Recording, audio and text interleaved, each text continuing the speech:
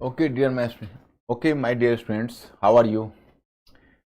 आज freedom movement का आप लोगों का लास्ट क्लास है। 2 वर्ष की यात्रा है, स्वतंत्रता और विभाजन। बड़े खट्टे दर्द के स्वाद हैं, खुशी भी है, गम भी है, उत्साह भी है, मातम भी है। तो देखते हैं 45 से 47 के बीच। कल हमने बेवेल योजना पर आपको छोड़ा था, याद होगा।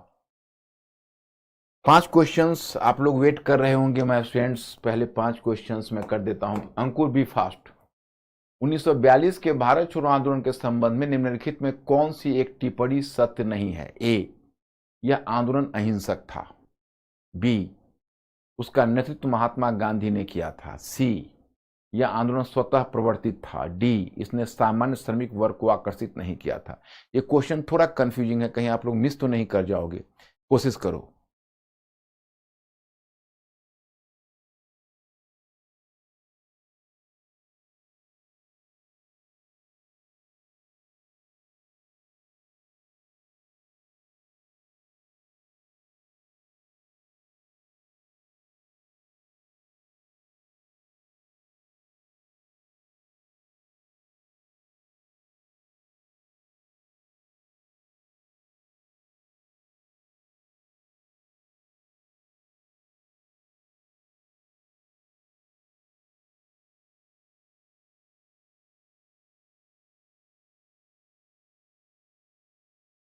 Right, right.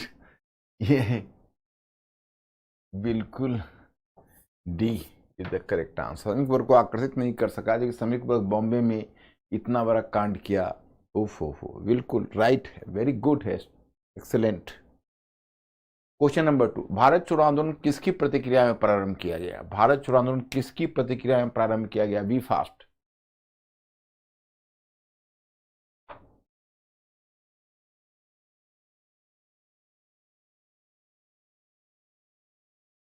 बच्चों का डी ही आ रहा है।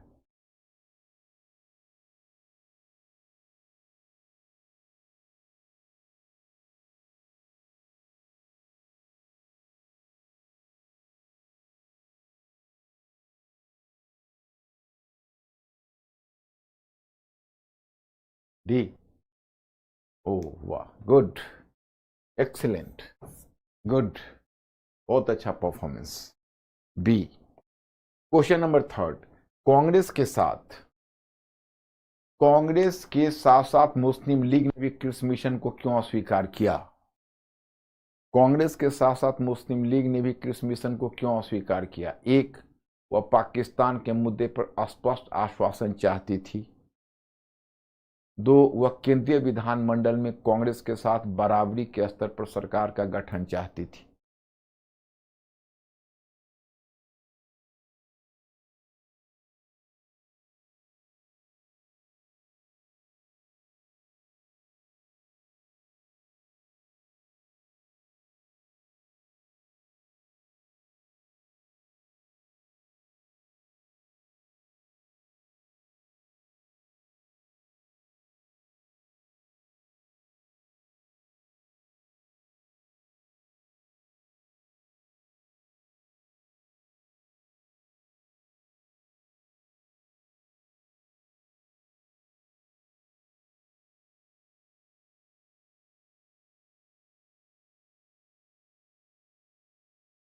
यहां केवल एक होगा, यह मुद्दा नहीं था।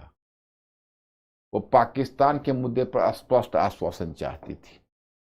क्वेश्चन नंबर 4, द्वितीय विश्व युद्ध के आरंभ होने के पश्चात कांग्रेस मंत्रिमंडल ने त्याग पत्र क्यों दिया।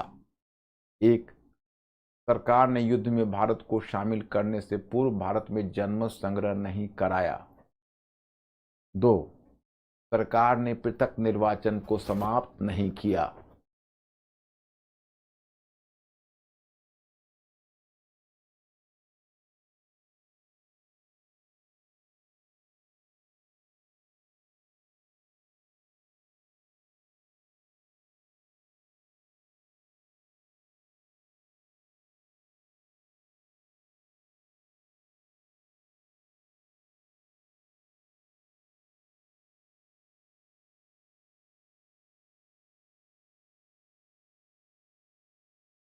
बोलो।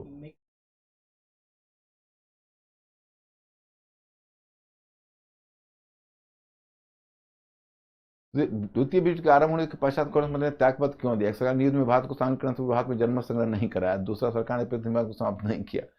मतलब उपयुक्त में कोई नहीं, जनमत संग्रह कराने की बात नहीं थी। डीआर है, जनमत संग्रह कराने की बात नहीं, सिर्फ अनुमोदन लेने की बात थी, और ना ही निर्वाचन को समाप्त करने की बात थी। तो दोनों गलत हो गया, उपयुक्त में से कोई नहीं उत्तर होगा।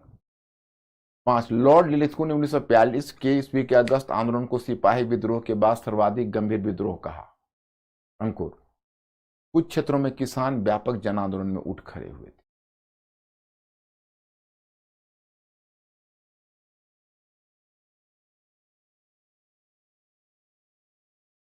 B fast my students.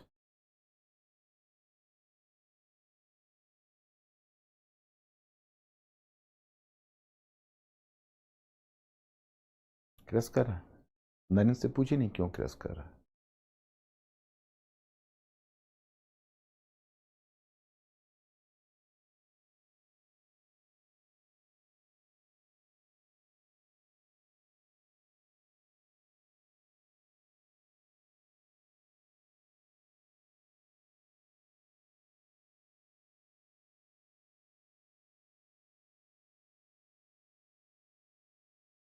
मैं स्टूडेंट्स इसमें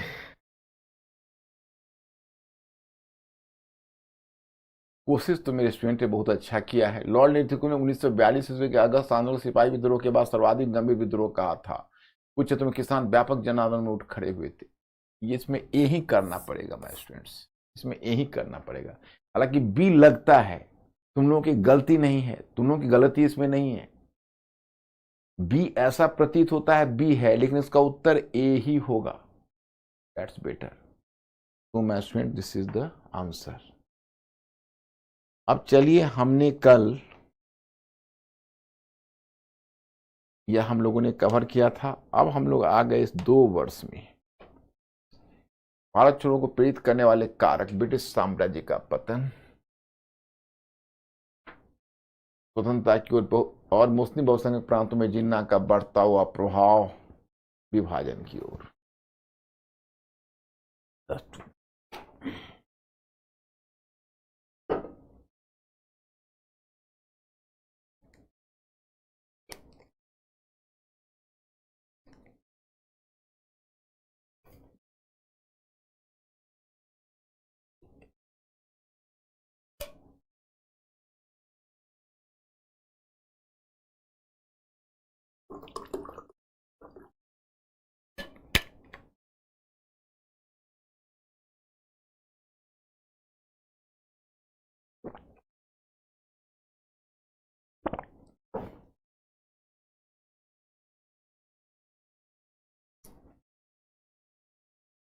अब my students, just we are moving here. हम लोग स्वतंत्रता को भी देखेंगे, विभाजन को भी देखेंगे। चलिए, सेकेंड वर्ल्ड वॉर के बाद आते हैं। आपको यहां पर सूचना मिलती है ब्रिटिश साम्राज्य का पतन। अब ब्रिटिश साम्राज्य का क्यों पतन हो गया, और इसको आपने पढ़ा होगा, भारत में निम्न स्तर तक राष्ट्रवादी चेतना का प्रसार, आजाद हिंद फौज के मुकदमे और MS खान, कैबिनेट मिशन योजना, प्रांतों का समूह, इटली की सरकार, भारत घोषणा, माउंटबेटन का आगमन तथा माउंटबेटन योजना के आधार पर भारत की स्वतंत्रता। आप लोगों ने पढ़ा होगा। डिक्की बर्ड प्लान, विभाजन की ओर, प्रत्यक्ष कार्रवाई दिवस, अंतरिम में मुस्लिम लीग के द्वारा बाधा उपस्थित करना, जून 1927 माउंटबेटन प्लान। और यहाँ पर आपका एक क्वेश्चन है, इसको भी आप लोगों ने किया होगा। विभाजन के कारणों को जानने से अधिक जानना प्रभाव है, प्रभाव पर मैं कल चर्चा करूंगा। और आज इतनी चीजें, इतने इशू आपके सामने हैं जो आपको पूरे करने हैं। चलिए, हम आपको ले चलते हैं। देखिए, आज कल से ठीक है, मतलब पूरी तरह ठीक तो नहीं है बच्चे, लेकिन कल से ठीक है, और हम काम करने में सक्षम हैं। और हम आप लोगों को आज ये नहीं होने देंगे, बल्कि कहीं भी हमारी तरफ से कोई कमी समझने में नहीं होगी। आप लोग समझ रहे हो ना, कोई दिक्कत तो आप लोगों को नहीं हो रही है ना। और मैं मैटर पहले दे देता हूं, उसको 2 बार पढ़ना है, एक बार क्लास अटेंड करने से पहले और दूसरी बार क्लास अटेंड करने के बाद। To from tomorrow you are just suppose to 2 बार पढ़ना है। तो चलिए, अब पहला मुद्दा आता है भारत छोड़ने को प्रेरित करने वाले कारक, ब्रिटिश साम्राज्य का पतन उधर मुस्लिम बहुल प्रांतों में। और चलिए पहले मैं आपको ये चीजें बताता हूं।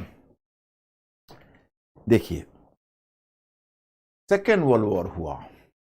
सेकेंड वर्ल्ड वॉर में कहा जाता है कि ब्रिटिश सेकेंड वर्ल्ड वॉर जीत गया परंतु अपने साम्राज्य को हार गया। सेकेंड वर्ल्ड वॉर जीत गया परंतु अपने साम्राज्य को हार गया। भाई क्यों? तो सेकेंड वर्ल्ड वॉर में ब्रिटिश, मतलब क्यों, जैसे आप यहां पर देखते हो कि स्वतंत्रता की ओर भारत छोड़ने को प्रेरित करने वाले निर्णय, ब्रिटिश साम्राज्य का पतन। तो देखो, ब्रिटिश साम्राज्य का पतन हो गया। ब्रिटिश एक इकोनॉमिक सुपर पावर के रूप में उसका डिक्लाइन हो गया। और एक मैं बड़ी बात आपको बताऊं कि ब्रिटिश जो भारत में टिके हुए थे, तो ब्रिटिश को भारत में टिकने का कारण यह था कि ब्रिटिश को भारत से रेगुलर इकोनॉमिक आमदनी होती थी। कैसे? तो यहां से जो धन की निकासी होती थी या गृह व्यय के रूप में, आपको याद होगा होम चार्जेज के रूप में एक बड़ी रकम इंडिया से ब्रिटेन जाता था। मैंने आपको समझाया हुआ था कि भारत का जो से लिया गया जो सरप्लस था, जैसे मैं आपको बताऊं कि ब्रिटेन का भारत से व्यापार होता था, उसमें ब्रिटेन को सरप्लस मिल जाता था, और ब्रिटेन का शेष विश्व से व्यापार होता था, उसमें ब्रिटेन को घाटा होता था। तो भारत से मिलने वाले सरप्लस से ही ब्रिटेन दूसरे देशों के साथ उसका व्यापार होता था, उसका घाटा पूरा करता था। अब उसके साथ बात उल्टी हो गई। सेकेंड वर्ल्ड वॉर में उसने भारत से इतना कर्ज ले लिया कि सेकेंड वर्ल्ड वॉर के बाद वो भारत से कर्जदार बन गया। तो भारत का कर्जदार बन गया, तो वो अब नौबत ये आ गई कि यहां से रकम ब्रिटेन जाने के बजाय ब्रिटेन से भारत रकम आने की बात हो गई। तो जिस समय भारत से मिलने वाला जो आर्थिक लाभ है, वह आर्थिक लाभ ब्रिटेन का कम हो गया, तो ब्रिटेन को भारत में रहने की आकांक्षा ही समाप्त हो। एक तो यह फैक्टर है। एक फैक्टर मैंने और बताया है जो आपको इसमें मिला होगा शायद पढ़ने में। जैसे द्वितीय विश्व युद्ध के दौरान भारत ही ब्रिटिश का सैनिक मुख्यालय था, जहां से ब्रिटिश संपूर्ण एशिया में युद्ध का संचालन करते थे। इसी क्रम में ब्रिटिश ने भारत में 25 लाख सैनिकों की एक बड़ी सेना खड़ी कर दी थी और तोपखाना एवं अन्य विभागों को भी मजबूत बनाया था। इस कारण अब भारत स्वयं ब्रिटेन से भी अधिक ताकतवर हो गया था, इसलिए भारत पर शासन करने का ब्रिटिश औचित्य समाप्त हो गया। मतलब एक दिलचस्प बात मैं आपको बताना चाहता हूं। एक स्कॉलर है, उनका जो नाम है वो है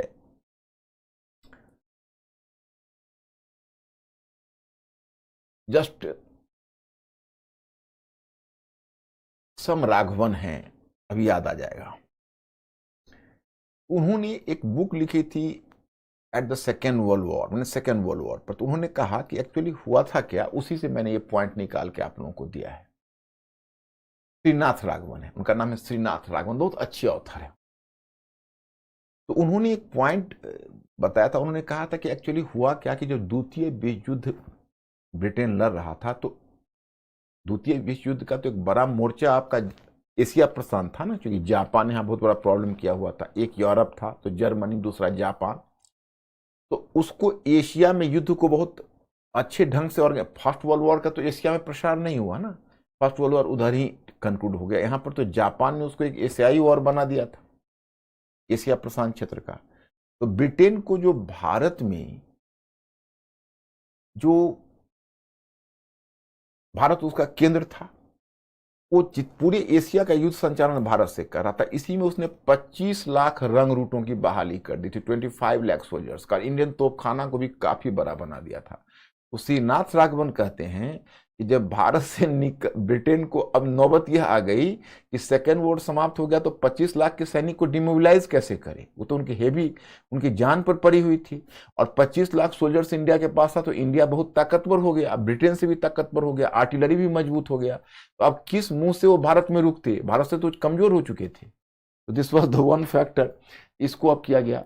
और भारत में निम्न स्तर तक राष्ट्रवादी चेतना पहुंच चुकी थी। अब इसका सबसे बड़ा नतीजा तो आप देखते हो कि एक तो 1942 के भारत छोड़ो आंदोलन में आपने देखा, 1942 के भारत छोड़ो आंदोलन में तो निचले स्तर तक गांव गांव में मूवमेंट फैल चुके थे। और 1945 में जब आजाद हिंद फौज का मुकदमा चला तो इसमें ट्रेड यूनियन और श्रमिक आंदोलन की घटनाओं को 1945-46 के बीच तेजी आ गई थी, इतना तक कि 1945 में अखिल भारतीय ट्रेड यूनियन ने सरकार को स्वतंत्रता की मांग की थी। दूसरी तरफ 1946 में बंगाल में होने वाले बंगाल में तेभागा किसान आंदोलन हुआ था, तो 1946 में होने वाले तेलंगाना किसान आंदोलन, ये भी किसान आंदोलन हुआ था, ने भी ब्रिटिश को भयभीत कर दिया और जब संकेत दे दिया कि भारत में शासन करना उनके लिए बड़ा कठिन होगा। नेक्स्ट वन, ब्रिटिश साम्राज्यवाद के प्रमुख स्तंभ सेना और पुलिस में भी राष्ट्रवादी चेतना घर कर गई थी, इतना तक कि सिविल सेवा जैसा इस्पाती ढांचा भी टूट चुका था। अब आजाद हिंद फौज की बात यहां पर आती है। देखिए, एक्चुअली मैंने आपको बताया था सुभाष चंद्र बोस त्रिपुरी कांग्रेस के बाद वो कांग्रेस से रिजाइन कर दिया था। तब उन्होंने एक संगठन बनाया था फॉरवर्ड ब्लॉक 1939 में, और लेकिन वो बंगाल के अभी भी प्रांतीय कांग्रेस समिति के अध्यक्ष सुभाष चंद्र बोस थे। और इधर वल्लभ भाई पटेल अखिल भारतीय समिति के केंद्रीय समिति के में एक मेंबर थे, अखिल भारतीय कांग्रेस समिति में कार्यकारिणी के मेंबर थे। और मैंने आपको बताया था कि सुभाष और वल्लभ भाई पटेल में पहले से ही 36 का आंकड़ा चला आ रहा था। तो हुआ ऐसा कि सुभाष चंद्र बोस ने एक प्लान किया, जिस प्लान के तहत यह था कि अब हम एक आंदोलन आरंभ करने वाले हैं, और वह आंदोलन हमारा बंगाल में हम एक लोकल स्केल पर कोई आंदोलन वो छेड़ने वाले थे। और ये सूचना मिल गई वल्लभ भाई पटेल को, तो वल्लभ भाई पटेल ने उनको निशाना बना लिया और वल्लभ भाई पटेल ने अखिल भारतीय कांग्रेस समिति के माध्यम से एक आदेश जारी करवा दिया कि कोई भी कांग्रेस की प्रांतीय कांग्रेस बिना अखिल भारतीय कांग्रेस की सहमति के क्षेत्रीय स्तर पर भी आंदोलन आरंभ नहीं कर सकता। तो सुभाष को सीधा पता चल गया कि यह वल्लभ भाई पटेल का ही गेम है और वल्लभ भाई पटेल ने हमें निशाना बनाया है। तो सुभाष ने इस पर वल्लभ भाई पटेल का नाम लेकर नहीं, अखिल भारतीय कांग्रेस समिति के अगस्त में कुछ खुला बयान दे दिया। इस पर क्रुद्ध होकर वल्लभ भाई पटेल की पहल पर अखिल भारतीय कांग्रेस समिति ने उनको बंगाल प्रांतीय कांग्रेस के अध्यक्ष पद से सैक कर दिया और 3 वर्ष के लिए कांग्रेस की सदस्यता भी उनसे छीन ली गई। अब सुभाष का तो रास्ता, मतलब वैसे भी तुम देखो कि भारतीय राजनीति में वो कांग्रेस से एक तरह से विलग ही हो चुके थे फॉर टाइम बिंग। उसी समय सेकेंड वर्ल्ड वॉर शुरू हो गया, तो सेकेंड वर्ल्ड वॉर में उनका इरादा देखकर ब्रिटिश को लगा कि यह कहीं ऐसा न हो कि कुछ न कुछ इसके दिमाग में कोई गेम चल रहा हो, तो पहले उनको अरेस्ट कर लिया ब्रिटिश ने। तो सुभाष चंद्र बोस ने जेल में ही आमरण अनशन शुरू कर दिया और कहा कि अगर ब्रिटिश हमें गुलाम बनाएगी तो हमारे शरीर को गुलाम बना सकती है, आत्मा को नहीं। मैं इस शरीर को ही त्याग रहा हूं। तो ब्रिटिश को लगा कहीं ऐसा ना हो कि इनका कुछ मतलब मिस कैजुअलिटी हो जाए, तो ब्रिटिश ने दबाव में आकर उनको जेल से निकाल दिया। और लेकिन घर पर ही नजरबंद करके बाहर पुलिस की पूरी चौकसी बैठा दी, वहां पर सुभाष नजरबंद रहेंगे। सुभाष जब घर पर थे तो घटना ये हुई कि उनका एक भतीजा था, और वही भतीजा से पहले ही उनके दिमाग में सेटिंग हो चुकी थी। तो वो भतीजा एक मतलब पठान के वेश में, और एक कह सकते हैं कि वो लाइफ इंश्योरेंस LIC के, मतलब LIC तो तब नहीं था, मतलब कोई इंश्योरेंस के मेंबर के रूप में, एक इंश्योरेंस के मेंबर के रूप में एक पठान के उसमें गाड़ी से इनका भतीजा आया और उतरा। और उतर के मतलब पुलिस सिक्योरिटी वहां थी, तो अपना कहते गया कि उनको कुछ सिग्नेचर करवाना है सुभाष से। तो अंदर गया, और अंदर गया तो फिर वहां पर उसने ड्रेस बदल लिए सुभाष, और सुभाष उसी पठान के वेश में आ गए, और फिर निकलते उसी गाड़ी पर बैठे चले गए। पुलिस उनको भांप नहीं सकी और सीधे यहाँ से धनबाद गोमो स्टेशन पर गए, वहां ट्रेन पकड़ा, वहां से सीधे बॉम्बे चले गए। और बॉम्बे गए तो बॉम्बे में जाकर एक गूंगे और बहरे होने का एकदम अभिनय कर लिया और एक आदमी का सपोर्ट से वो अफगानिस्तान निकले और अफगानिस्तान से इटली का पासपोर्ट किसी तरह से उन्होंने गुंजाइश की और इटली के पासपोर्ट में, इस इटली में जो उनका पासपोर्ट बना ऑर्लैंडो मैसोट्टा के नाम से वो पासपोर्ट बना और वहां से इटली के पासपोर्ट से निकल के गए जर्मनी। और जर्मनी पहुंचे तो जर्मनी में उनका स्वागत रिबेनट्रॉप, जो हिटलर का विदेश मंत्री था रिबेनट्रॉप, उसने उनका स्वागत किया, हिटलर से भी मिले। और जर्मनी में 1941 में उन्होंने इंडियन लीजन नामक संगठन बनाया। इंडियन लीजन नामक संगठन बनाया तो जर्मनी ने, हिटलर कहीं ना कहीं सुभाष का उपयोग रूस के अगेंस्ट में करना चाहता था और यह बात सुभाष को पसंद नहीं थी। सुभाष को लग रहा था कि भाई आफ्टर ऑल सुभाष एक समाजवादी थे, उनको यह लगता था कि भाई हम रसिया के अगेंस्ट में कैसे काम कर सकते हैं। उन्होंने हिटलर से पेशकश की कि आप हमको जापान भेज दीजिए, तो हिटलर ने उनको जापान भेज दिया। तो जापान, अब जापान पहुंचना ही बड़ा मुश्किल था। कैसे? तो एशिया प्रशांत क्षेत्र में पूरे अमेरिका की पेट्रोलिंग चल रही थी, क्योंकि आप तो समझ ही सकते हो कि एशिया प्रशांत क्षेत्र में जापान और के विरुद्ध मुख्य रूप से अमेरिका लड़ रहा था। लेकिन चलिए, एक पनडुब्बी में बैठकर, जर्मन पनडुब्बी में बना ही अंडरग्राउंड यहाँ से निकल गए और निकल कर वह वहाँ जापान पहुंचे। और जापान में ही उस समय, अब रह गई आजाद हिंद फौज की बात, तो आजाद हिंद फौज का इतिहास कुछ इस तरह है। इसका आइडिया दिया था एक जापान का सैनिक जनरल था, उसका नाम था मेजर फुजीवारा। उस समय कुछ जो इंडियन आर्मी के ऑफिसर्स थे वो सब जापान में गिरफ्तार हुए थे ब्रिटेन की तरफ से लड़ते हुए। उसी पर मेजर फुजीवारा ने, कैप्टन मोहन सिंह था और निरंजन सिंह गिल था, उसको सुझाव दिया, कहा कि तो आप लोग, मतलब क्यों तुम लोग तो गुलाम हो ब्रिटिश के, तुम लोगों को अपने देश की आज़ादी के लिए लड़ना चाहिए, तुम ब्रिटिश के अधिकारी के रूप में काम कर रहे हो, तुम लोग क्यों नहीं पूरे, यहाँ तो बहुत सारे इंडियंस गिरफ्तार हुए पड़े हैं, सोल्जर्स हैं, ऑफिसर्स हैं, तुम लोग एक मिलकर एक फौज बनाओ और उस फौज की सहायता से इंडिया को आज़ाद करवाओ। उसी क्रम में उसने आज़ाद हिंद फौज का आइडिया मेजर फुजीवारा ने दिया। अब पहला दस्ता आज़ाद हिंद फौज का 1942 में बना और ये मोहन सिंह की पहल पर बना। लेकिन तब जापान की सरकार और मोहन सिंह के बीच आज़ाद हिंद फौज के उपयोग के लेकर मतभेद हो गया। तो बात टूट गई, और बात टूट गई तो दो दस्ता तब तक बने थे, उन दोनों दस्ता को फिर जापानियों ने रद्द कर दिया और मोहन सिंह और निरंजन सिंह गिल दोनों को गिरफ्तार करके जेल में डाल। तभी सुभाष चंद्र बोस पहुंचे। सुभाष चंद्र बोस पहुंचे तो 21 अक्टूबर 1943 को सुभाष चंद्र, तब आज़ाद हिंद फौज का दूसरा चरण शुरू हुआ, जो इफेक्टिव चरण है। सुभाष चंद्र बोस ने 21 अक्टूबर 1943 को सिंगापुर में आज़ाद हिंद फौज के गठन की घोषणा की और एक आज़ाद हिंद सरकार की स्थापना की। और उसी समय गांधी जी को 1944 में टोक्यो रेलवे से उन्होंने, टोक्यो रेडियो से उन्होंने गांधी जी को संबोधित किया इंडिया में, कि एक उषा मेहता गुप्त रेडियो भी यहाँ चलाती थी क्रांतिकारियों की। तो उन्होंने गांधी जी से को अपील की और गांधी जी से उन्होंने बात की, मतलब बात नहीं की, अपील की। गांधी, बात होना तो संभव ही नहीं था और गांधी से डायरेक्ट उनकी कभी फिर बात हुई नहीं। गांधी जी को उन्होंने अपील की वहां से, रेडियो से, टोक्यो रेडियो से, कि हमारे राष्ट्रपिता, our father of the nation, our last struggle for Indian freedom has started. We are seeking blessings from you.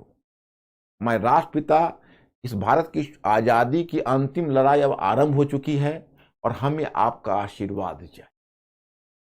और समझ सकते हो कि भाई जो इस तरह की, ये तो बहुत भावनात्मक अपील कर दी उन्होंने। तो मतलब गांधी जी भी स्नेह रखते थे सुभाष से, मतलब मतभेद के बावजूद भी वो कहते थे, गांधी जी को उन्होंने कहा राष्ट्रपिता, और गांधी जी उनको कहते थे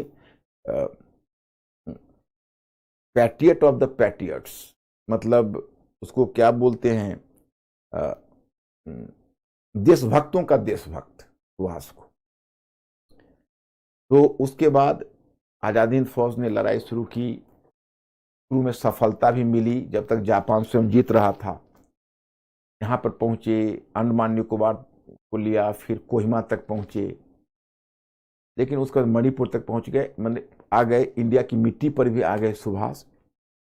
लेकिन तभी जापान का दुर्भाग्य शुरू हुआ, जापान युद्ध हारना शुरू हुआ। और जब 6 अगस्त और 9 अगस्त को हिरोशिमा और नागासाकी पर जब एटम बम गिरे, तो एटम बम गिरने के बाद जापान तो अब लड़ने की स्थिति में रह नहीं गया। वैसे भी उसकी हालत खराब हो चुकी थी पहले भी। अमेरिका को एटम बम गिराने की जरूरत नहीं थी, फिर भी 1 महीने में वो सरेंडर कर जाता है। उसमें दूसरा पॉलिटिक्स है, मैं वर्ल्ड हिस्ट्री में बताऊंगा आपको ये क्या पॉलिटिक्स था, क्यों अमेरिका ने बम फेंके थे। तो 15 अगस्त को जापान ने सरेंडर कर, जिसमें 15 अगस्त को जापान ने सरेंडर किया। देखो 15 अगस्त को जापानियों ने सरेंडर किया है, इसलिए 15 अगस्त का डेट एक लकीएस्ट डे माना जाता है। ब्रिटिश के इतिहास में उसको लकीएस्ट डे ब्रिटिश मानते थे, इसलिए 15 अगस्त को इंडिया को आजाद करने की तिथि तय की थी कि जापान ने उस दिन सरेंडर किया था। तो जापान ने सरेंडर कर दिया, तो 16 अगस्त को सुभाष एक जहाज पर बैठकर अज्ञात दिशा में उड़े, फिर उनका नाम नहीं सुना गया। तो पूरी संभावना है कि एयर क्रैश में उनका डेथ हो गया। हालांकि इसमें कई तरह की कहानियां और मिथक चल निकले, कई तरह की कहानियां, इस पर कई कमिटीज भी बनी, 2 कमिटीज पहले भी बनी, फिर ये सरकार ने भी एक कमिटी बनाई, लेकिन कोई कमिटी निष्कर्ष पर नहीं पहुंची कि सुभाष भेष बदल कर थे या कुछ था। ये सबको मिथक मान लिया गया। और उनकी पुत्री ने भी लगभग इस बात को कंफर्म कर दिया है कि सुभाष का डेथ एयर क्रैश में हो चुका था। तो इस तरह से, लेकिन अब यहाँ 2 बातें हैं। एक, जो सुभाष का डिसीजन था वो कितना रैशनल था, अगर उस पॉइंट ऑफ व्यू को देखते हैं तो एक फांसीवादी ताकत की सहायता से इंडिया को आज़ाद कराने की कोशिश बहुत कामयाब होती है, उसमें थोड़ा डाउट है, क्योंकि जापानियों का ट्रैक रिकॉर्ड इतना खराब था कि जिस देश में भी गए वहाँ उनको गुलाम बना लिया। तो कल को सुभाष को सफलता मिलती तो जापानी क्या करते, उनको फ्री हैंड काम करने देते या नहीं देते, इस पर तो हमें संदेह है। मैं व्यक्तिगत तौर पर आपको बता रहा हूँ। लेकिन हाँ, जहां तक आजाद हिंद फौज का योगदान है, तो भारत की आजादी में इसका बहुत बड़ा योगदान है, बहुत बड़ा योगदान है। मतलब यह है कि भारत की आजादी में इनके योगदान का सवाल यह है कि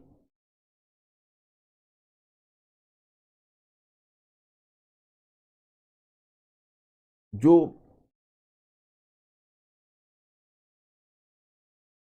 so far as the question of its contribution is concerned, तो पहली बात है कि इन्होंने ब्रिटिश सेना में राष्ट्रवाद का दीमक लगा दिया। मतलब ब्रिटिश को अब अपनी सेना पर विश्वास नहीं रह गया, क्योंकि सैनिकों में उन्होंने राष्ट्रवाद का दीमक लगा दिया। और मैं आपको बताऊं, जब आजादी फौज, मतलब एक कहावत है कि the Caesar dead is Caesar, Caesar dead is Caesar stronger, Caesar dead is stronger than Caesar alive. मैंने आपको बताया था कि जूलियस सीजर के बारे में मिथक है कि जो जूलियस सीजर था मरने के बाद ज्यादा ताकतवर हो गया अपेक्षा की जीवित के। वही आजादी हिंद फौज बहुत प्रभावशाली नहीं रही, प्रभावकारी। इन आजादी हिंद फौज के जवानों पर जब लाल किला में मुकदमे चले तो पूरे देश में सहानुभूति की लहर चल पड़ी। अब देखो 3 के 3 जनरल थे, एक हिंदू थे, एक मुसलमान थे, एक सिख थे। प्रेम सिंह सहगल हिंदू थे, गुरुबख्श सिंह ढिल्लो सिख थे, और जनरल शाहनवाज खान मुसलमान थे। और पूरे देश में इन तीनों के लिए सहानुभूति की लहर चल पड़ी, कश्मीर से लेकर कन्याकुमारी तक।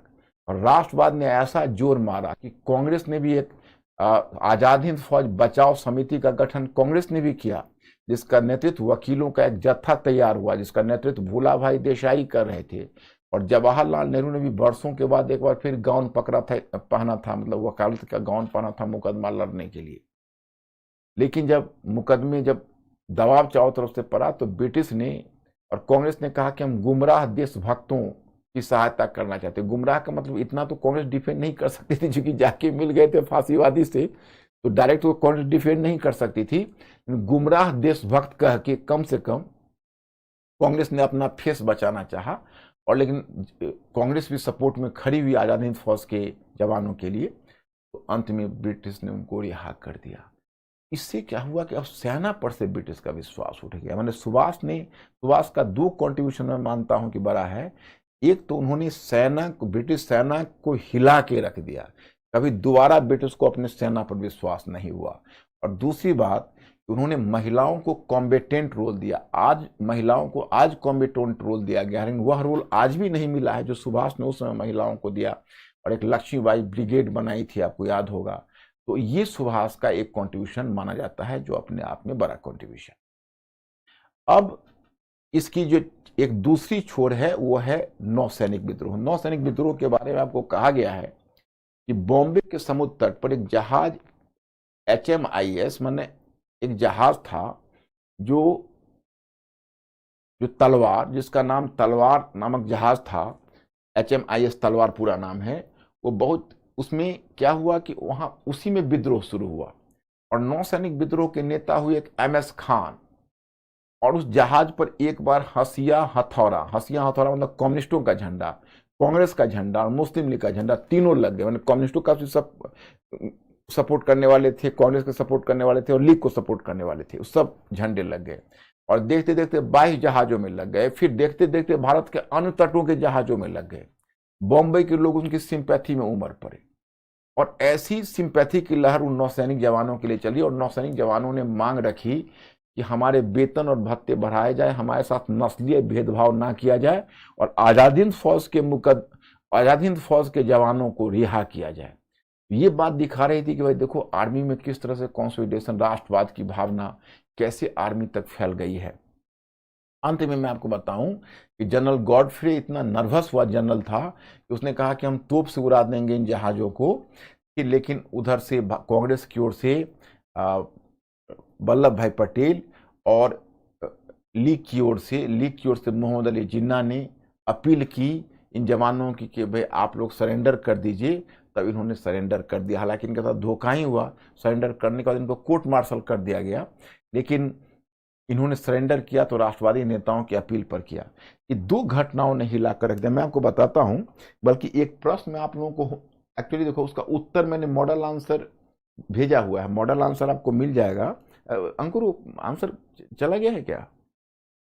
वो वाला जो उस साइट पर जाना था,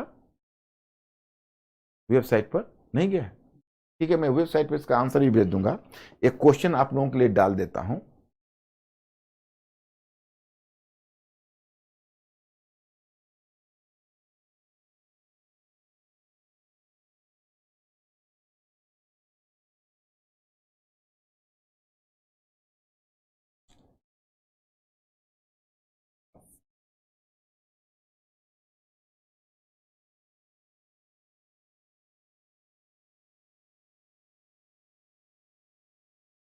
1946 का नौसैनिक विद्रोह,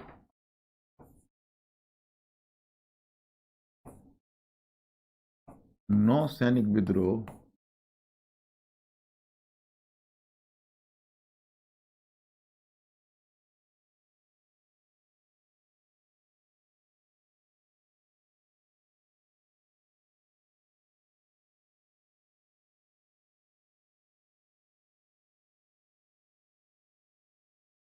ब्रिटिश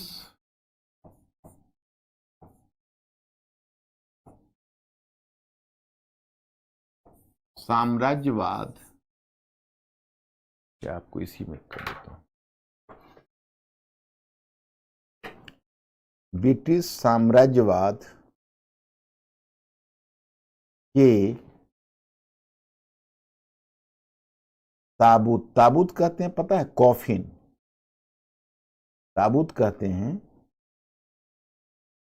ब्रिटिश साम्राज्यवाद के ताबूत में। ताबूत कहते हैं कॉफिन को। कॉफिन का मतलब समझते हो, वो क्या बोलते हैं उसको, कब्र का जो ताबूत होता है जिसमें डेड बॉडी रखा जाता है, उसी को ताबूत बोलते हैं। ताबूत में अंतिम कील सिद्ध हुआ। परीक्षण कीजिए, परीक्षण कीजिए। इस प्रश्न से घबराना मत। इस प्रश्न का उत्तर बड़ी आसानी से तुम दे सकते हो। मतलब ब्रिटिश 1946 का नौसैनिक विद्रोह ब्रिटिश साम्राज्यवाद के ताबूत में अंतिम कील सिद्ध हुआ। परीक्षण कीजिए, इसे घबराना मत। क्यों? क्योंकि इसमें अंतिम कील नौसैनिक विद्रोह है, तो उसके पहले 2 3 4 घटनाओं को दे दो जिससे ब्रिटिश शासन का अंत दिख रहा हो। जैसे ब्रिटिश साम्राज्यवाद पर एक बड़ी लिखना की एक बड़ी चोट थी 1942 का भारत छोड़ो आंदोलन, जिसमें जन नीचे तक आंदोलन पहुंच चुका था और यह बात तय हो गया था कि भविष्य में ब्रिटिश से जो भी वार्ता होगी वो भारत छोड़ने से कम मुद्दे पर वह वार्ता नहीं निपट पाएगी। मतलब भारत छोड़ना ही वह विकल्प ब्रिटिश के सामने होगा। फिर 1945 में आजाद हिंद फौज के मुकदमों ने यह दिखा दिया कि आर्मी में भी राष्ट्रवाद की भावना फैल गई और अंत में जब नौसैनिक विद्रोह ने यह सिद्ध कर दिया अब भारत छोड़ना ब्रिटिश के लिए केवल समय की बात है, क्योंकि अब चारों तरफ राष्ट्रवाद की भावना फैल चुकी है। इसी 2 3 4 का सबूत देकर और इस क्वेश्चन को तुम लिख डाल। ओके, पूछो अंकुर, हो जाएगा ना? हाँ, ये तो हाइपोथेटिकल है, क्वेश्चन का उत्तर हो जाएगा ना। हाइपोथेटिकल है, सही पकड़ा आप लोगों ने, बहुत सही पकड़ा, हाइपोथेटिकल क्वेश्चन है।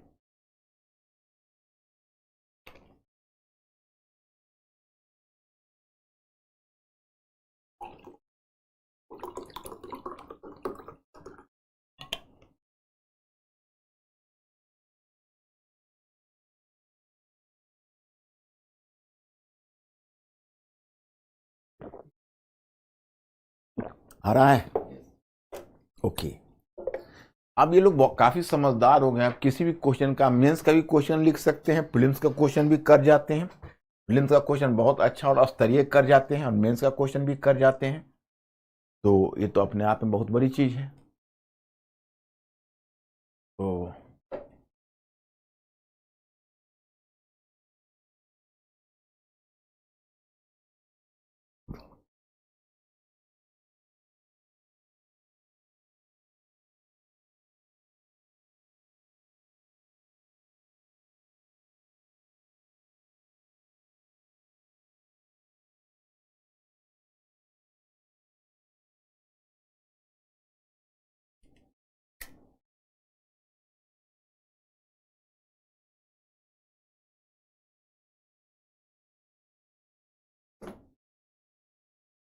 तो दैट इज द पॉइंट है। अब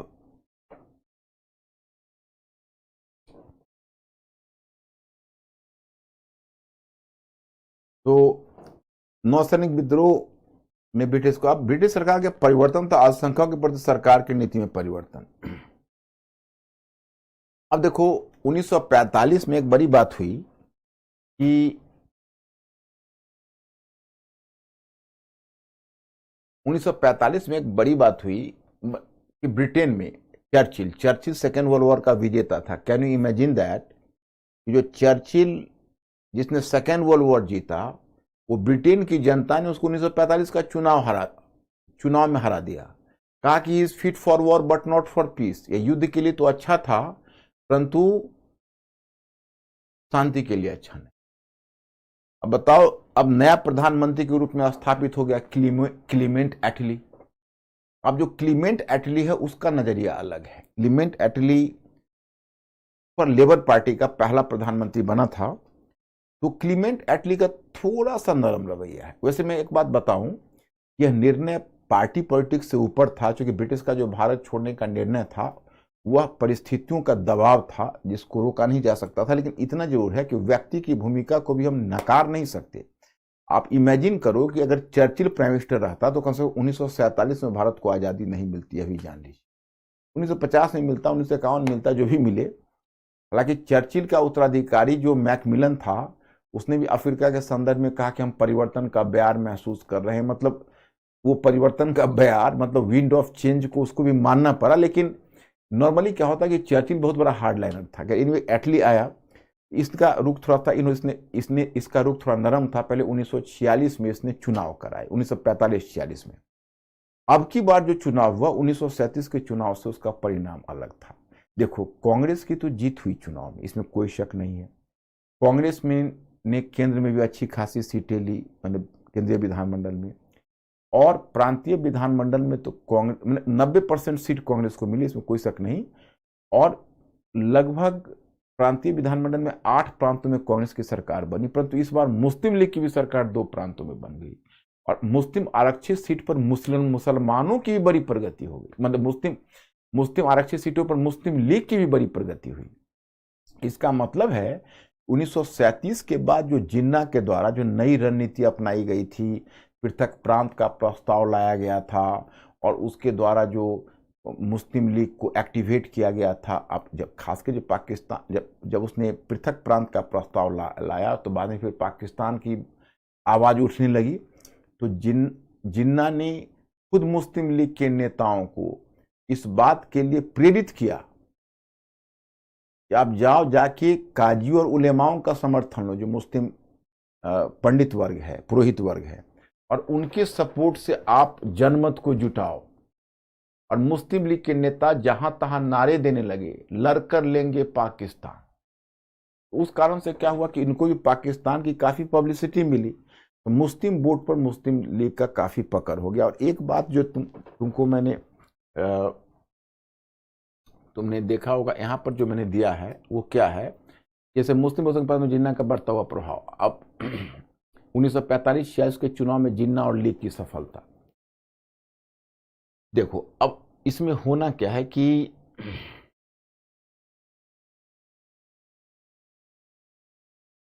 अब क्या है कि जुलाई 1900 जैसे 1945-46 के चुनाव में जिन्ना और लीग की सफलता, ये तो मैंने बता ही दिया आपको। और दूसरा कि मुस्लिम बहुसंख्यक प्रांतों में जिन्ना का बढ़ता हुआ प्रभाव से मतलब यह है कि जैसे पंजाब, सिंध और बंगाल पर तो मुस्लिम लीग ने कब्जा कर लिया। एक्चुअली बंगाल में जो फजलुल हक की सरकार थी उसको गिराकर मुस्लिम लीग ने अपने अंतर्गत ले लिया, उसको सरकार का भी सपोर्ट था। और जैसे कांग्रेस के लिए घनश्याम दास बिरला थे, उसी तरह मुस्लिम लीग के लिए एक पूंजीपति था, मुस्लिम पूंजीपति, उसका नाम था यास्फहानी। उसके पास काफी पैसा और रिसोर्सेज था, तो मुस्लिम लीग को यास्फहानियों का समर्थन मिला, उसने उस सरकार को गिरा दिया, फजलुल हक को। और इधर पंजाब में तो खैर अभी यूनियनिस्ट पार्टी की सरकार है, वो आगे गिरेगी जो मैं आपको बताऊंगा। और इधर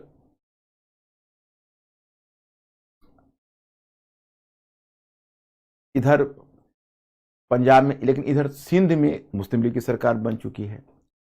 और वही समय है कि जिन्ना प्रांतीय सरकारों को डराने लगे, मैंने उनको ये कहने लगे, देखो तुम लोग बहुत खुश हो रहे हो, आप लोग खुश हो रहे हैं कि हम प्रांतों में, कोई बात नहीं, केंद्र में कांग्रेस की सरकार रहेगी, देश नहीं बटेगा तो कोई बात नहीं, हम प्रांतों में सरकार बना के रहेंगे। तो आप जान लीजिए कांग्रेस जिस समय केंद्र में सत्ता में रहेगी, पावरफुल रहेगी, और आप लोगों की सरकार को गिरा देगी वो। इस तरह से उसने कहीं ना कहीं इस बात का बार बार प्रचार करना शुरू कर दिया कि हमारा समर्थन करना आप लोगों की मजबूरी है। इस तरह से धीरे धीरे उसने मुसलमानों पर अपना प्रभाव क्षेत्र, प्रांतीय सरकारों पर, प्रांतीय क्षेत्र पर भी, प्रांतीय जो कहा गया है बहुसंख्यक प्रांतों में जिन्ना का, पहले अल्पसंख्यक प्रांत में जिन्ना का प्रभाव था और बहुसंख्यक प्रांत में भी बढ़ने लगा। यहां तक अब स्थिति आ गई। अब हम आपको एक दिलचस्प बात बताते हैं। तो जब एटली की सरकार आई तो कुल मिलाकर आप देखोगे 3-4 फैक्टर ऐसे हैं जिसने ब्रिटिश को भारत छोड़ने के निर्णय को प्रभावित किया। एक आपने देखा कि ब्रिटिश का साम्राज्य का पतन हो गया, उसका आर्थिक पतन हो गया, सेना पुलिस में, नौकरशाही में हर जगह राष्ट्रवाद की भावना आ गई, लंदन में सरकार का परिवर्तन हुआ। तो अब ब्रिटेन के लिए भारत में टिकना मुश्किल हो गया। अब देखिए इंटरेस्टिंग बात मैं बताता हूं। इससे पहले ब्रिटिश को भारत से जाना था। जब ब्रिटिश को भारत से जाना था तो ब्रिटिश यही कहते थे कि देखिए ब्रिटेन सरकार का परिवर्तन तथा अल्पसंख्यकों के प्रति सरकार, अब अल्पसंख्यकों के प्रति सरकार की नीति में परिवर्तन यहीं पर आप लोगों को मिला होगा। ब्रिटिश को पहले रुकना था, तो ब्रिटिश को जब रुकना होता तो जानबूझ के ब्रिटिश ने अल्पसंख्यक की समस्या को खूब बढ़ाया था। जैसे आप कहते ब्रिटिश को कि आप छोड़ दो भारत, आप जाइए, भारत खाली करके जाइए, गांधी जी बोलते थे, कांग्रेस कहती थी। ब्रिटिश कहते थे हम कैसे चले जाएं, हमारे जो मुस्लिम लीग के लोग हैं, मुसलमान हैं, वो मानेंगे तब तो। वो कह रहे हैं कि आप रहिए, क्योंकि आप हमारी सुरक्षा के लिए आपका रहना आवश्यक है, बिना हमें विभाजित किए हुए नहीं जाइए। तो उन्होंने मुस्लिम अल्पसंख्यक की सुरक्षा के नाम पर अपना औचित्य बनाए हुए थे। और जब भी कांग्रेस दबाव डालती थी तो लीग की तरफ देखते थे और लीग बोलती थी नहीं नहीं आप मत जाइए, पहले हमारा फैसला कर दे तब आप जाइए। अब ब्रिटिश को जाना था और जब रहना था तब तो उन्होंने मुस्लिम लीग का खूब इस्तेमाल किया। अब ब्रिटिश को जाना था तो ब्रिटिश को जब जाना था तो ब्रिटिश अब यहां से विदा लेना चाहते थे और जाने में वही मुस्लिम लीग अब गिरेबान पकड़ के खड़ा हो गया कि नहीं आप मेरा फैसला किए बिना नहीं जा सकते हैं। तो मार्च 1946 में मैं स्टूडेंट यही पर आपको लाइन मिला है कि क्लीमेंट एटली की सरकार ने, ये देखो नीति परिवर्तन की सूचना है, नीति परिवर्तन। क्लीमेंट एटली की सरकार ने मार्च 1946 में घोषित किया कि अल्पसंख्यकों को बहुसंख्यकों की प्रगति पर अंकुश लगाने का कोई अधिकार नहीं है। मतलब उसने स्पष्ट रूप से घोषित किया, एक तरह से हिदायत दी कि आप अगर वार्ता के मेज पर आ जाते हैं तो ठीक है, अगर आप नहीं आओगे तो आपको हम इसी हालत में छोड़कर चले जाएंगे। जब इस प्रकार की घोषणा जब उसने की तो जिन्ना भी घबरा गया, डर गया, उसको लगा कि अरे तो हमें छोड़ देगा, फिर ब्रिटिश छोड़ देंगे। तो जिन्ना भी थोड़ा नरम पड़ा और तभी ब्रिटिश ने मई जून में कैबिनेट मिशन योजना भेजी। यही आपको कैबिनेट मिशन योजना है। मैं इसका प्रोविजन आपको थोड़ा बता देता हूं, देखिए।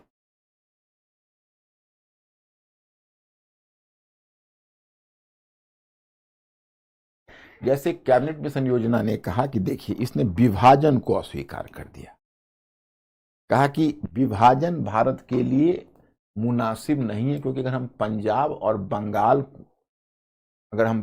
और बंगाल को अलग करते हैं भारत से तो वहां पर एक अगर बड़ी मुस्लिम जनसंख्या है तो एक बड़ी हिंदू जनसंख्या भी है। और अगर हम मुस्लिम जनसंख्या को आप निर्णय का अधिकार, राइट टू सेल्फ जजमेंट देते हैं तो हिंदू जनसंख्या का राइट टू सेल्फ जजमेंट अस्वीकृत हो जाएगा। इसलिए ये हमारी मजबूरी है कि उसने यह कहा कि ये हमारी मजबूरी है कि हम कहीं ना कहीं मुस्लिम लीग कहीं ना कहीं हम विभाजन को अस्वीकार कर दे। तो पहला तो काम कैबिनेट मिशन योजना जो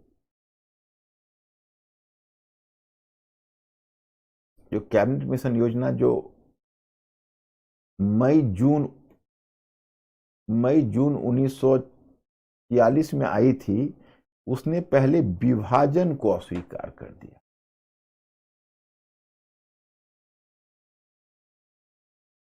इसने विभाजन को अस्वीकार कर दिया। इसने कहा कि देखिए विभाजन व्यावहारिक रूप में संभव नहीं, क्योंकि अगर हम मुसलमानों को, अगर पंजाब और बंगाल के मुसलमानों को आत्मनिर्णय का अधिकार देंगे तो हिंदुओं का अधिकार अस्वीकृत हो जाएगा। इसलिए इसको अस्वीकार कर दिया और बदले में एक त्रिस्तरीय ढांचा दिया। देखिए त्रिस्तरीय ढांचा क्या है। कहा केंद्र के स्तर पर, कहा कि केंद्र के स्तर पर माने त्रिस्तरीय ढांचा।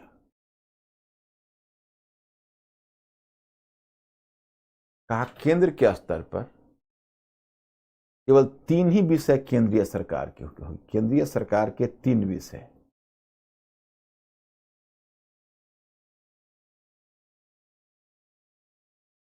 प्रतिरक्षा, विदेश और संचार। केंद्रीय सरकार केवल यही 3 विषय देखेगा। ओके।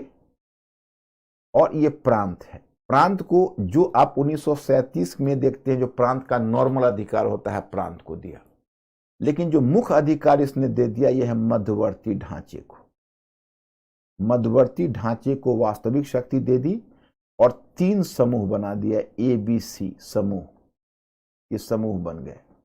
ABC समूह बन गया। मतलब क्या कि ABC 3 समूह होगा और ये 3 समूह में A में 6 हिंदू बहुल राज्य, B में 3 मुस्लिम बहुल राज्य और C में 2 मुस्लिम बहुल राज्य। यानी 5 मुस्लिम बहुल राज्य थे, उसमें ग्रुप B में 3 मुस्लिम बहुल, C में 2 मुस्लिम बहुल और A में 6 हिंदू बहुल, 3 समूह बन गया। और कहा कि ये तीनों समूह को अपनी अलग कार्यपालिका बनाने का, अपनी अलग विधानमंडल बनाने का अधिकार है और ये अपना कार्यपालिका और विधानमंडल बनाए और वास्तविक शक्ति इसी समूह के पास होगी। इसके पास तो मात्र 3 ही विषय रहेंगे। तो अगर भारत का विभाजन नहीं होता, मैं स्टूडेंट, तुम लोग तो पॉलिटी पढ़ रहे हो, अभी केंद्रीय सरकार तुम्हारी बहुत कमजोर होती। एक मेरे स्टूडेंट से इंटरव्यू में क्वेश्चन पूछा इंटरव्यू बोर्ड में, अमुक जी आप एक चीज बताइए कि भारत के विभाजन का तो आपने बहुत सारे नुकसान सुन रखे हैं, भारत के विभाजन का एक फायदा बताइए आप, what do mean by the what benefits India could reap after the partition of India. And this guy replied कि the one of the benefits of this partition is our central government could have been more powerful. हमारी जो केंद्रीय सरकार है वो बहुत मैंने powerful बनी, तो उस पकड़ लिया इस क्वेश्चन को। तो ये तीन ही विषय होते, सोचिए कि कितना कमजोर संघ होता। जितना भी आप दुनिया में अभी 11 संघ देख रहे हैं, सबसे कमजोर भारत का ही संघ होता। एनीवे, मध्यवर्ती ढांचे थी और प्रांत था, तो ये हुआ। इसके अलावा कुछ और प्रोविजंस रखा गया, मैंने तो आपको दिया ही हुआ है, पीडीएफ तो देखा होगा। जैसे एक संविधान सभा का प्रावधान था कि एक संविधान सभा होता, लेकिन ये संविधान सभा कैसा होता जानते हैं, बड़ा दुखद बात है, ये संविधान सभा प्रत्यक्ष निर्वाचन से नहीं होता, प्रांतों से अप्रत्यक्ष रूप से चुना जाता। लेकिन चलिए, जो मिल रहा था बहुत है। एक संविधान सभा होता जो भारतीयों के द्वारा गठित होता, और एक अंतरिम सरकार का प्रावधान था। अंतरिम सरकार का मतलब यह था कि भारत के विभिन्न पार्टियां मिलकर यह अंतरिम सरकार बनाएगी। इसमें कांग्रेस, लीग और जितने भी पार्टियां हैं सबको प्रतिनिधित्व मिलेगा, क्योंकि यह अंतरिम सरकार के अंतर्गत ही सत्ता का हस्तांतरण होगा। और सत्ता कौन लेगा, तो इंटरिम गवर्नमेंट ही सत्ता को संभालेगा, यही तय हुआ। तो ये हुआ, ये मतलब कैबिनेट मिशन योजना के प्रावधान थे। उसके बाद ये योजना लेकर आए थे एडवर्ड क्रिप्स, तीन थे इसमें, एडवर्ड क्रिप्स, पेथिक लॉरेंस और A V Alexander. Edward Cripps, Pethick Lawrence और एवी अलेक्जेंडर, ये तीनों मिलकर योजना लाए थे। और फिर यह योजना देखकर, जब योजना वो लाई तो जिन्ना ने इसको, क्योंकि जिन्ना को लगा कि चलो जिन्ना को देखो, जिन्ना को क्या लाभ लग रहा था। एक्चुअली देखिए, जिन्ना की पकड़ में तो दो ही प्रांत थे, मुस्लिम लीग के पास दो ही प्रांत थे उस समय, ध्यान करिए। एक प्रांत था सिंध और दूसरा प्रांत था बंगाल। अब देखिए क्या है, 8 प्रांत तो कांग्रेस के पास थे, तो जैसे 6 हिंदू बहुल प्रांत तो कांग्रेस के पास ही है, और मुस्लिम बहुल प्रांत में बी ग्रुप में 3 प्रांत थे टोटल। सिंध था, पंजाब, सिंध और उत्तर पश्चिम सीमा प्रांत, जो अभी खैबर पख्तूनवाला है। तो पंजाब, सिंध और उत्तर पश्चिम सीमा प्रांत ये बी ग्रुप में था, और बंगाल और असम सी ग्रुप में था। तो 6 के 6 ए ग्रुप में तो कांग्रेस की सरकार थी, और बी ग्रुप में उत्तर पश्चिम सीमा प्रांत में कांग्रेस की सरकार थी। खान अब्दुल गफ्फार खान के छोटे भाई थे, वो कांग्रेस के प्रधान, उसमें मुख्यमंत्री नहीं प्रधानमंत्री कहा जाता था, तो कांग्रेस के प्रधानमंत्री थे। और पंजाब में आपको मैंने बताया है यूनियनिस्ट पार्टी, जिसमें सिकंदर हयात खान, छोटू राम और अकाली दल के नेता मास्टर तारा सिंह सभी ने मिलकर सरकार बनाई हुई थी, कांग्रेस ने भी समर्थन दिया हुआ था। तो पंजाब में भी जिन्ना का ग्रुप नहीं था, तो जिन्ना को बी ग्रुप में केवल एक ही स्टेट था, सिंध। सी ग्रुप में बंगाल में जिन्ना की सरकार थी, तो असम में गोपीनाथ बारदोलोई के अंतर्गत कांग्रेस की सरकार थी। तो कांग्रेस का एक राज्य कांग्रेस के अंतर्गत ग्रुप बी में था, दूसरा राज्य ग्रुप सी में था। तो जिन्ना पहले ये सोच के खुश हो रहे थे कि जो ग्रुप क्लॉज है वो अनिवार्य होगा, कंपलसरी होगा, तो सबको तो एक ग्रुप में रहना पड़ेगा। तो बी ग्रुप में धीरे धीरे हम उत्तर पश्चिम सीमा प्रांत में कांग्रेस की सरकार गिरा देंगे, और पंजाब में यूनियनिस्ट पार्टी का, और हम पूरे बी और सी ग्रुप पर, मतलब 5 मुस्लिम बहुल प्रांत पर हमारा नियंत्रण हो जाएगा, और इस तरह से हम धीरे धीरे बी और सी पर छा जाएंगे। ये उनका प्लान था, क्योंकि उनका मानना था कि कांग्रेस करेगी तो क्या करेगी, ग्रुप तो कंपलसरी है, तो इन उत्तर पश्चिम सीमा प्रांत को तो बी में रहना पड़ेगा और असम को ग्रुप सी में रहना पड़ेगा। मेरी बात आप लोग तो पहुंच रही है ना। और कैबिनेट मिशन योजना से जब पूछा गया कि भाई आपका क्या प्लान है, कैसे क्या होना है, तो बिना कुछ बताए यहां से निकल गया, ना हाँ ना बोला, वो बिना कुछ बताए हुए यहां से चुपचाप निकल लिया। जब वो निकल लिया तो उनके जाने के बाद पंडित जवाहरलाल नेहरू से एक पत्रकार ने इंटरव्यू लिया, पूछा कि पंडित जी आप यह बताइए कि जो ग्रुप क्लॉज है वह अनिवार्य है या वैकल्पिक है। तो जवाहरलाल नेहरू ने कहा कि देखिए वैकल्पिक है, अगर कोई प्रांत चाहे। अच्छा हाँ, पहले मैं बताऊं कि तो 6 जून को इसको जिन्ना ने एक्सेप्ट कर लिया, माने लीग ने एक्सेप्ट कर लिया था, और 7 जून को इसको कांग्रेस ने स्वीकार कर लिया था। दोनों पार्टी ने स्वीकार कर लिया था, एमिकेबली सेटल हो चुका था। तब पंडित जवाहरलाल नेहरू से जो पत्रकार ने इंटरव्यू लिया तो पूछा कि अच्छा ये बताइए कि ग्रुप का जो प्रोविजन है वो अनिवार्य है या वैकल्पिक है। तो जिन्ना ने कहा कि देखिए जो ग्रुप का प्रोविजन है वह वैकल्पिक है। मतलब इसका मतलब हुआ कि कोई प्राण जैसे बी वाला अगर चाहे तो बी छोड़ के ए में आ सकता है, सी वाला सी छोड़ के ए में आ सकता है। तो जिन्ना को लगा कि अरे ऐसे में तो फिर उत्तर प्रदेश का प्रांत ए ग्रुप में चला जाएगा और गोपीनाथ बारदोली के अंतर्गत असम चला जाएगा, और पता नहीं यूनियनिस्ट पार्टी की जो है सिकंदर हयात खान वो बी ग्रुप में हमारे साथ रहना चाहे कि वो भी कहेंगे हम कांग्रेस के साथ ए में चले जाएंगे। तो जिन्ना नर्वस हो गया, नर्वस होकर उसने 29 जुलाई को अपना समर्थन वापस ले लिया। अच्छा, और नेहरू ने एक बात और कह दी कि देखिए कैबिनेट मिशन योजना का जो प्रावधान है वह एक अंतरिम प्रावधान है और बहुत जल्दी हमारे संविधान सभा का गठन होगा और हमारी संविधान सभा ही भारत की वास्तविक संसद होगी, और वह कैबिनेट मिशन योजना के किसी विभाग में संशोधन करना चाहे तो टेम्परेचर कम कर देना, तो कैबिनेट मिशन योजना के किसी विभाग में संशोधन करना चाहे तो संशोधन कर सकती है। जब ये बात नेहरू ने कहा तब तो जिन्ना डर गए। जिन्ना को लगा कि भाई ये तो हमें जन्नत और जहन्नुम दोनों गया, पाकिस्तान भी गया, और मैं सोच रहा था एक ग्रुप हमें मिलेगा, वो ग्रुप भी हमें नहीं मिला। बस जिन्ना 29 जुलाई को मुस्लिम लीग इससे वापस आ, कैबिनेट मिशन योजना समझ सकते हैं। अब यह वापस आ गई और वापस आने के बाद अब तो जिन्ना को लग गया कि भाई देखिए अब की बार तो कांग्रेस अब की बार तो सरकार हमारे साथ नहीं, अब तक तो सरकार की सह उसको मिल रही थी, इस बार तो सरकार ने पल्लू झाड़ लिया था एटली की घोषणा में ही, जो मैंने बताया था मार्च 1946 में। तो जिन्ना को अब लगा कि अब हम ही को आगे बढ़ना पड़ेगा। तब अब तक उसने केवल प्रतिवेदन की राजनीति चलाई थी, सरकार को मेमोरेंडम देके, सरकार से वार्ता करके, सरकार को खुश करके उसे काम करवा रहा था। अब वो आंदोलन पर उतर गया और 16 अगस्त उसने 29 जुलाई को कैबिनेट मिशन योजना से बाहर आया और 16 अगस्त 1946 को उसने डायरेक्ट एक्शन डे की घोषणा कर दी। 16 अगस्त 1946 को उसने डायरेक्ट एक्शन डे की घोषणा कर दी कि अब जो कुछ भी होगा हम अब इसको निपटेंगे।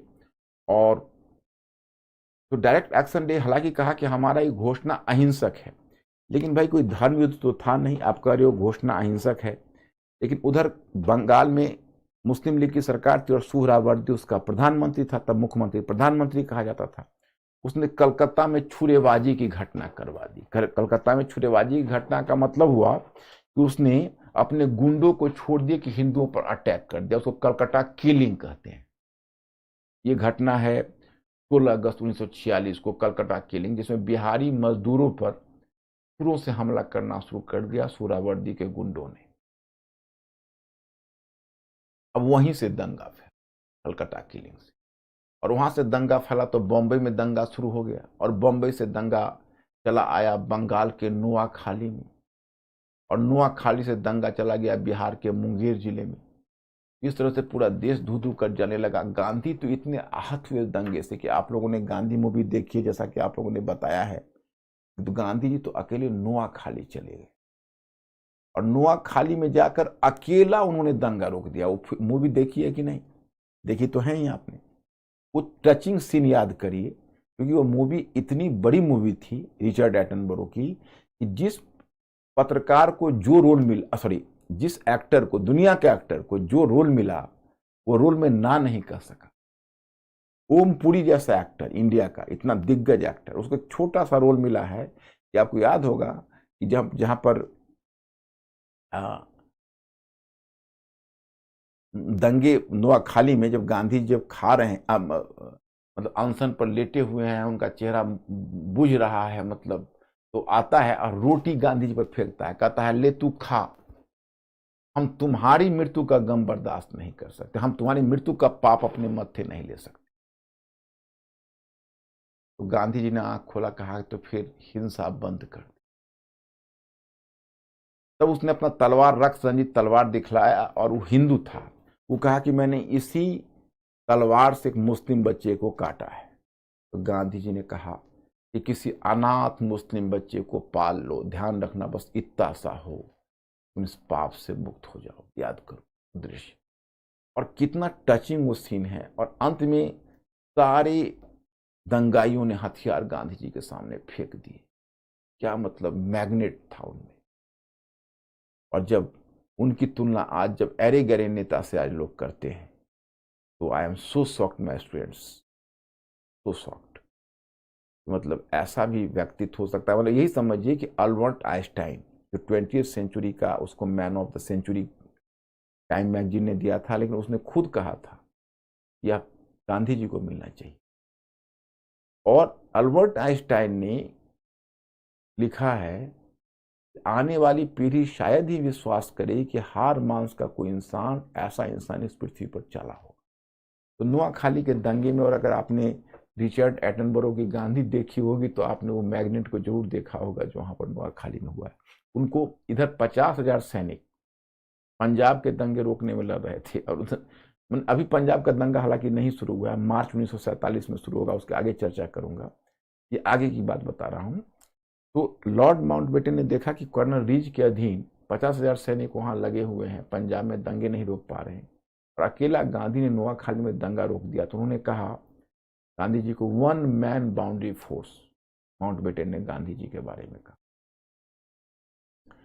तो अब that is the point here, तो आप इसको समझ सकते हैं। और फिर इसके बाद की घटना बताता हूं। तो दंगे फैल गए, पूरा देश धू धू कर जल रहा है। उस परिस्थिति में 2 सितंबर यानी सितंबर 1946 में वेवेल की सरकार ने, हालांकि मैं आपको बताऊं कि जो वेवेल की सरकार थी, वह वेवेल की सरकार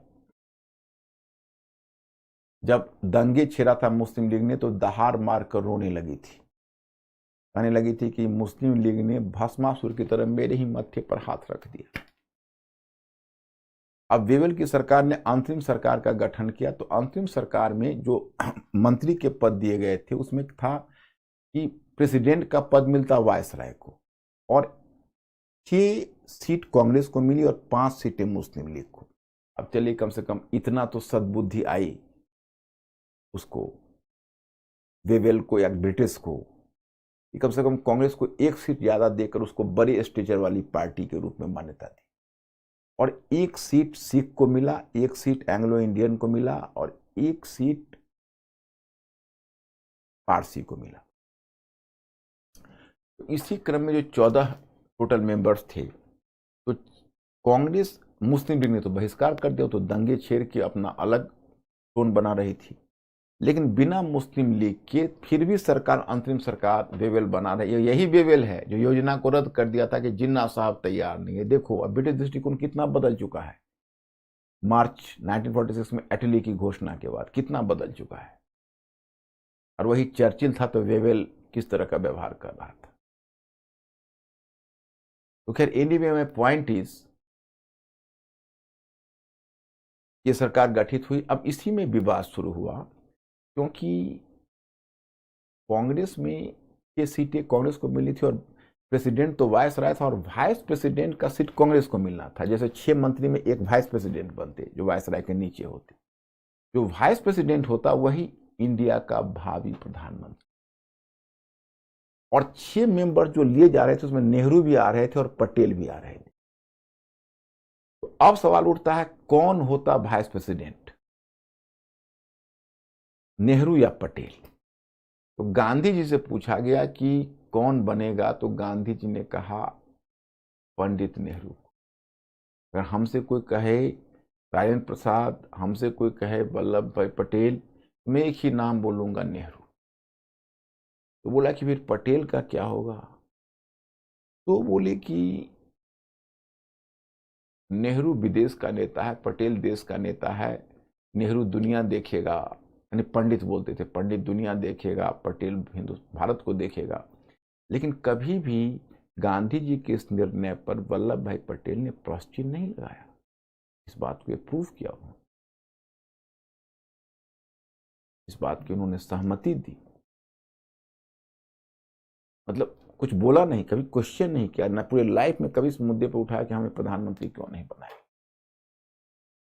लोग जो बोले वो कभी नहीं कहा उन्होंने। हालांकि कांग्रेस कार्यकारिणी में पटेल को बहुमत था, लेकिन ओवरऑल अगर देश में कहोगे तो लोकप्रियता नेहरू की ज्यादा थी। लेकिन अब जो कांग्रेस का अध्यक्ष बनता, मतलब जो वाइस प्रेसिडेंट का पद मिलता कांग्रेस का अध्यक्ष को, और मौलाना आजाद उसमें अध्यक्ष थे, 1940 से 46 तक रह गए थे, तो उनको कहा गया कि आप त्याग पत्र दीजिए। तो मौलाना आजाद ने पूछा कौन आ रहा है, क्योंकि जो अध्यक्ष बनता वही वाइस प्रेसिडेंट बनता, तो उनको कहा गया नेहरू। तो उन्होंने बड़ी चैन की सांस ली, क्योंकि नेहरू को भी पसंद करते थे। तो इस तरह से अब क्योंकि मुस्लिम लीग की 5 सीटें खाली रह गई, तो कांग्रेस ने 9 मंत्रियों को शपथ दिलवा दिया, इसमें 3 मुस्लिम मंत्री थे, और एक सिख की ओर से बलदेव सिंह बने, जिनको डिफेंस मिनिस्ट्री मिली थी, और एंग्लो इंडियन की तरफ से केटी पॉल बने, और पारसी की ओर से एचसी भाभा बने। एचसी भाभा मतलब उसके ये बने। तो इस तरह से ये होमी जहांगीर भाभा नहीं थे, दूसरे भाभा थे। तो इस तरह से इतने मेंबर्स मिनिस्ट्री में लिए गए। लेकिन अब अभी भी बेबेल महोदय की इच्छा पूरी नहीं हो रही, क्योंकि बेबेल महोदय को लग रहा है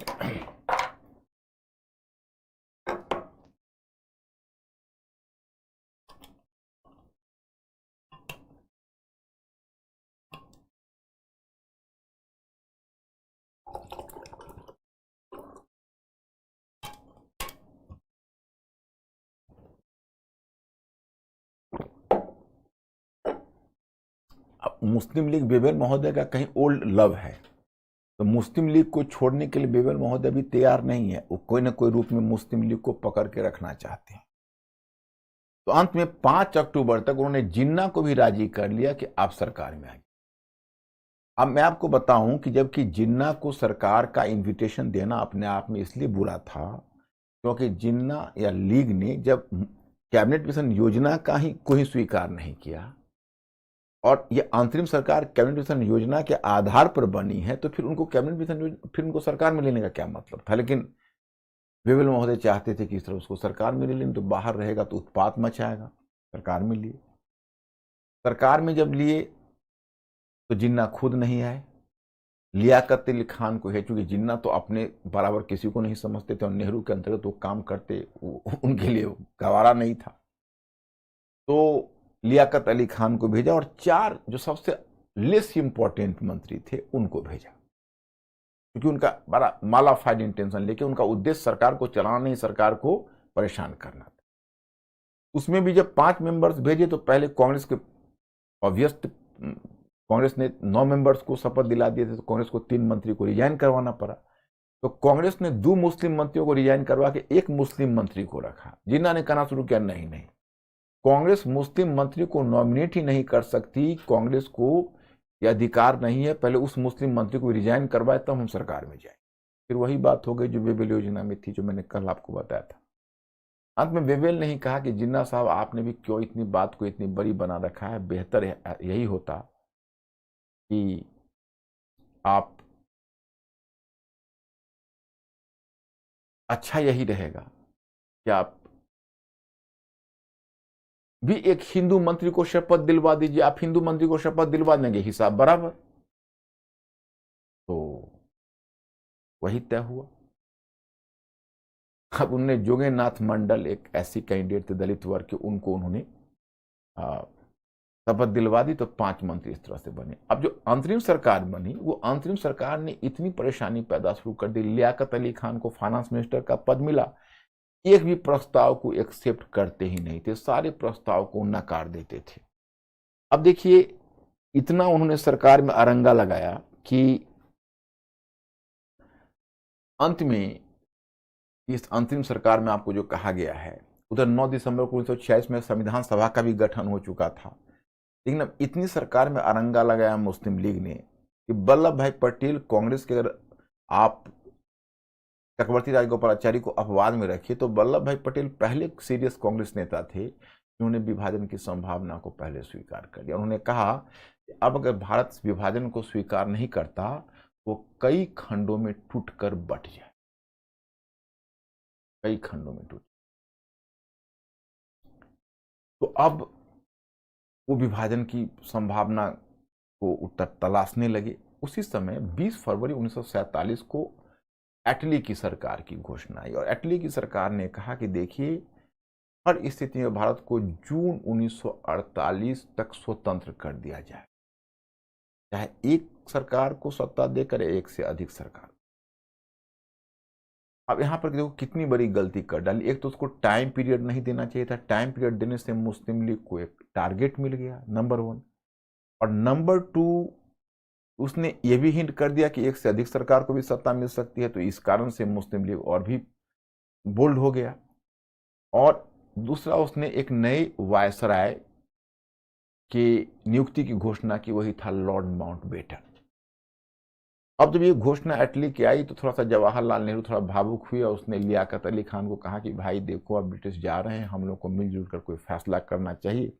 मुस्लिम लीग के दिमाग में तो कुछ और चल रहा था। मुस्लिम लीग को लग रहा था कि अरे ब्रिटिश निर्णय लेने वाला है, अभी भी 2 मुस्लिम बहुल प्रांत हमारे कब्जे में नहीं है, एक प्रांत पंजाब और दूसरा प्रांत,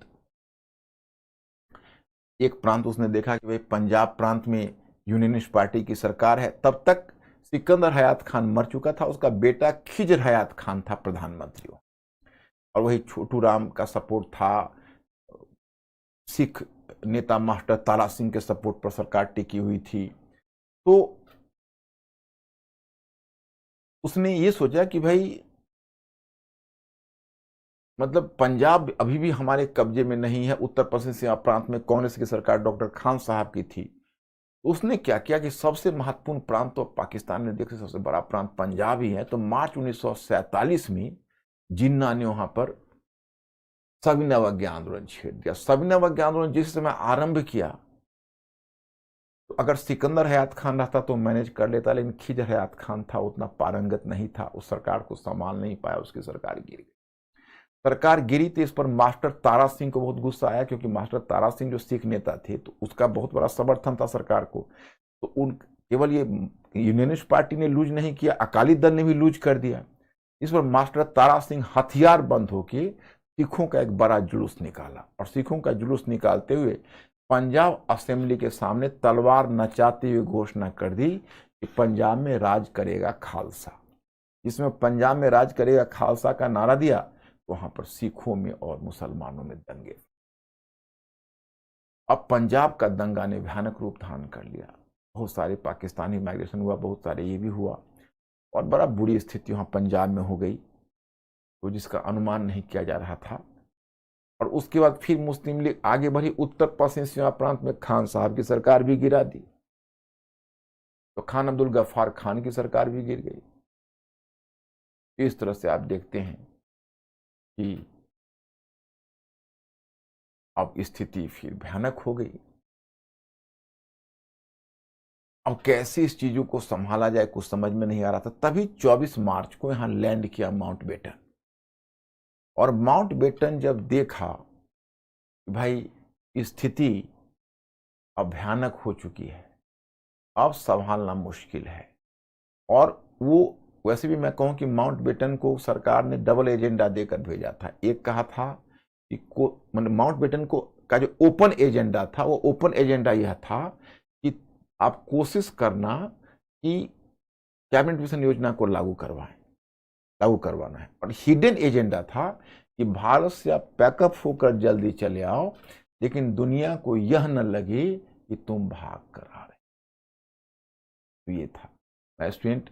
अब तो टाइम खिंच गया, तो थोड़ा सा बच गया है लास्ट में, लेकिन बड़ा इंपॉर्टेंट बातों सब बची है, तो हम इसको जल्दबाजी में नहीं करना चाहते। तो हम मंडे को पहले इसको फिनिश करके तब हम पोस्ट इंडिपेंडेंस एरा में मंडे को घुस जाएंगे, इसको फिनिश करते हुए। आज बच्चों में यही रुक जाता हूँ, थोड़ा धैर्य रखिए अंतिम सीन के लिए जो मैं मंडे में को बताऊंगा, और आप लोग अपना पढ़ाई जारी रखिए, हमारी तरफ से पूरी शुभकामना है। तो मैं आज यहीं रुकता हूँ। Thank you very much. I will see you on Monday.